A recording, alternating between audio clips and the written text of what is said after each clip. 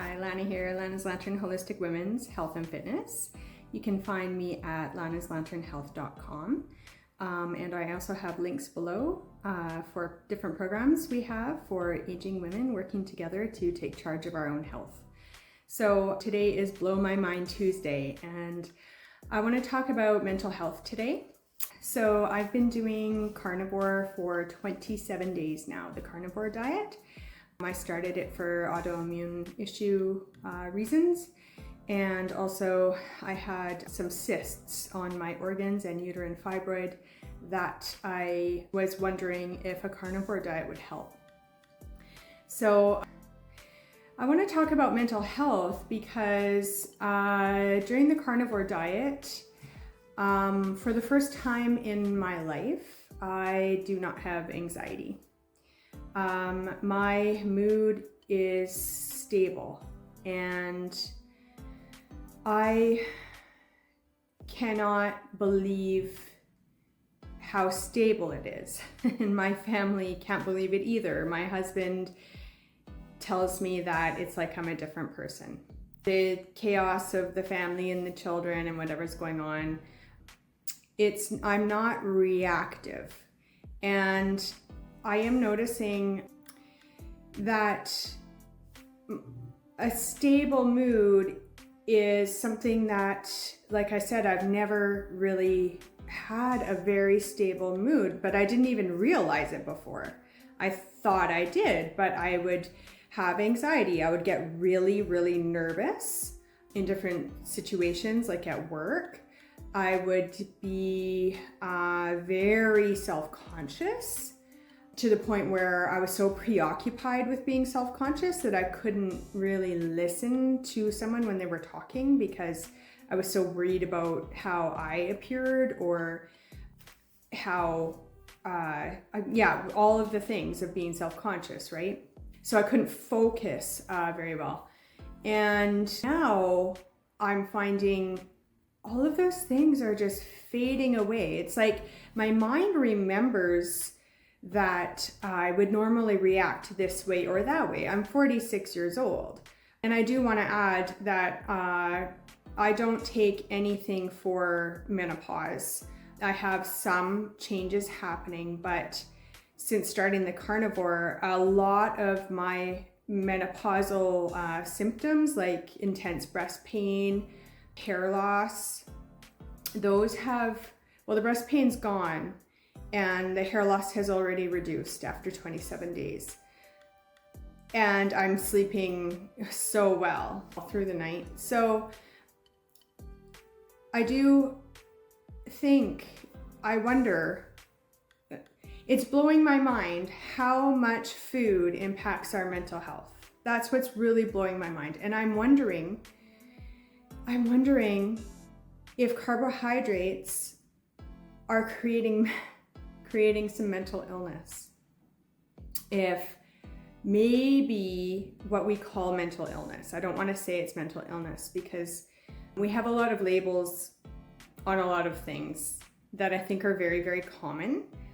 And I know a lot of people struggle a lot more than others. And I don't want to take that away. Like, I understand that there's certain mental illnesses out there, but as I'm using my body as a barometer and my mind as a barometer, my emotions as a barometer, I'm realizing how important it is I feed my body nutrients. And I think my body has been starved of nutrients for a long time. I don't think that I have been eating enough good, healthy animal fat and animal meat probably my whole life. I think that going through your years of teenager to young adult to mother to postnatal, getting older, putting on weight as you get older, all of these things, we're always trying to cut back on the fat in our diet and increase those veggies and all of these things.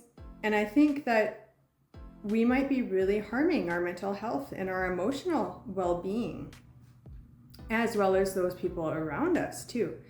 So this last week, I had a little bit of dairy, which I haven't been able to tolerate dairy for, well, I couldn't even tolerate it as a child. So now I've noticed I can have a little bit, I'm actually craving a bit of dairy, and so I've been having a piece of lactose-free cheese. What else did I have? Oh, a bit of butter. And so I had like 2 tablespoons of butter one day and some probably 2 or 3 pieces of lactose-free cheese. And that was a few days ago. That was, 2 days ago. And then I noticed my mood plummeting and almost like a depression. And it came, it wasn't circumstantial or situational. It just was a low mood. And I knew it wasn't me. I knew it wasn't my normal mood. I knew there was something chemically not going on correctly. And then the next day I had 1 piece of lactose-free cheese and I had 1 tablespoon of butter. No, 2 tablespoons again. And that day again, I had a low depression feeling. And to the point where I didn't even have I didn't even want to do my normal things, like watch a movie with my son. He was really looking forward to it. So today I haven't had any dairy and my mood's coming back to normal. And I'm wondering, you guys, if our diet directly affects our mood. So I'm reading Good Fat is Good for Menopause by Elizabeth Bright. And she's talking a lot about our stress hormones and how good fat supports our adrenals and lowers our cortisol levels. And she is a naturopath and an osteopath, and she works with individuals directly, particularly a lot of women who are going through menopause. And I'm learning so much from this book, particularly about hormone replacement therapy history. And wow, how much the studies showed in the early days that it's carcinogenic, and they went ahead and marketed these products anyways. And it just keeps happening. And I know the whole movement about, we're removing the black box label and it's safe for you, and women are suffering because of this. But Elizabeth Bright is talking about how menopause is supposed to be the cessation of the menstrual period, and you're supposed to thrive. You're not supposed to be suffering. And if you are suffering with all of these other symptoms, those are due to other things, not menopause. I mean, she's blowing my mind. And it ties in, our hormones tie into our mental health. And if we're supporting our hormones, which are created throughout the entire body, including the brain, we are supporting our mental and emotional health. So there is a lot of information out there that wants you to think there's something wrong with you.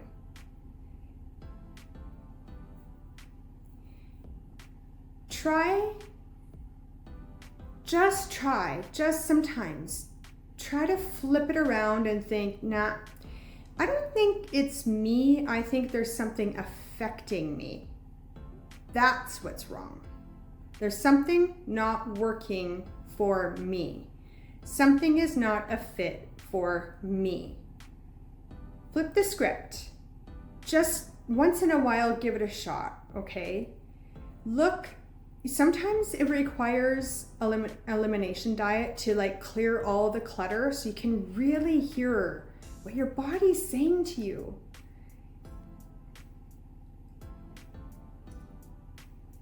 Flip the script so you can hear those messages and really notice, like when you're feeling good and good and good and steady, then you do something different and you go, phew, you plummet. There's a reason for that. And I'm not saying dairy's bad for everyone, but I do have a casein allergy and a lactose allergy. Maybe the casein just created some inflammation in my brain and my brain was just not functioning very well and headed down, right? That makes sense because I have that allergy. So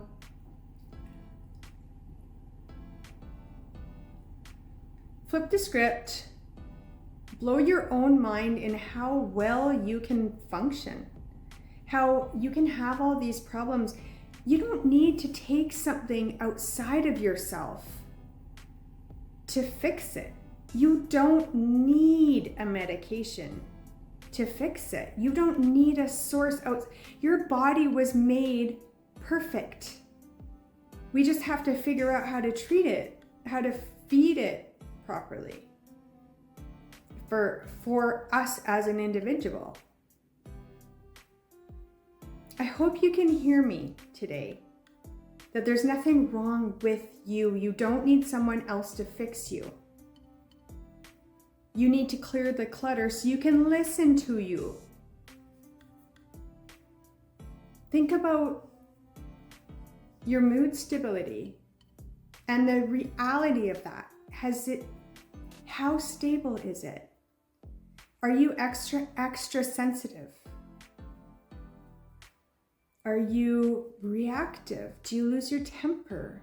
Do you have high anxiety? Do you have depression? This could literally be what you are putting in your mouth. Like, I don't want to cause more anxiety or what do they call them? Eating disorders or, but I think a lot of the buzzwords out there are not designed for our well-being. We need to be able to hear our body's messages. And if you got a whole bunch of stuff going on, sugar, carbohydrate, addiction, up and down glucose and insulin levels, you're not going to hear your messages clearly. I think this is really the basic truth, that what we're putting in our mouth is affecting our mental health. We don't need to rely on a pharmaceutical to fix our beautiful brains, okay? I would say, yeah, okay, keep doing your medications and try elimination diet or something to listen to your body closer. Because it's blowing my mind how much the carnivore diet is,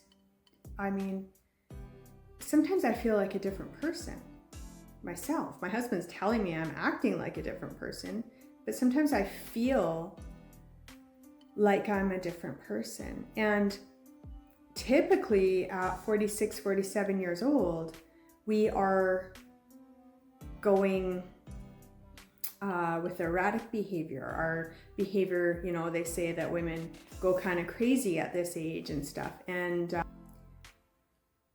I think our bodies need more nutrition.